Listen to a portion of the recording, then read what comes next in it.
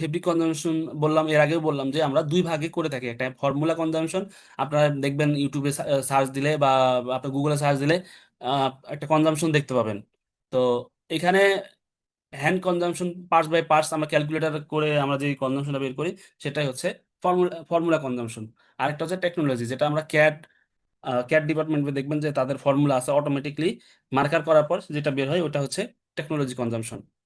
এটা ফেব্রিক থেকে গার্মেন্ট, আমরা গার্মেন্ট করে থাকি। ফেব্রিক কনজাম্পশন,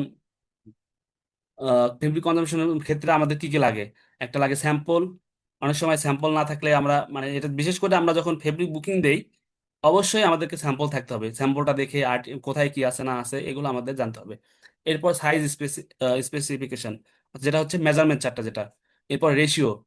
রেশিও এর আগে আমি গত ক্লাসে আলোচনা করছি, ratio, size, colour, quantity breakdown.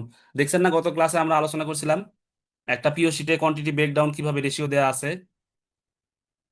এবং এরপরে হচ্ছে fabric details, direction, fabric way. একটা আমাদের ফেব্রিক রোল আছে, ওই রোলের লেন্থ ওয়াইজ আমরা কোন দিকে ডিরেকশন অনুযায়ী ফেব্রিকটা কাটবো, সেই অনুযায়ী আমাদের এটা জানতে হবে।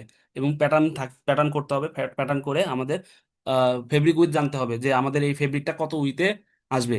দেখতে হবে যে আমাদের ফেব্রিকটা, সাপ্লায়ারকে বলতে হবে এই ফেব্রিকটা উইথ কত হবে, 44 বা 45, 46, 47, যে উইথে আসবে ওই উইথ অনুযায়ী আমাদেরকে কনজাম্পশন বের করতে হয়। এরপর মার্কার ইফিসিয়েন্সি, যখন আমরা মার্কার করব কত পার্সেন্ট ইফিসিয়েন্সি আসতে, এইটা আমাদেরকে ডিপেন্ড করে ফেব্রিক কনজাম্পশন।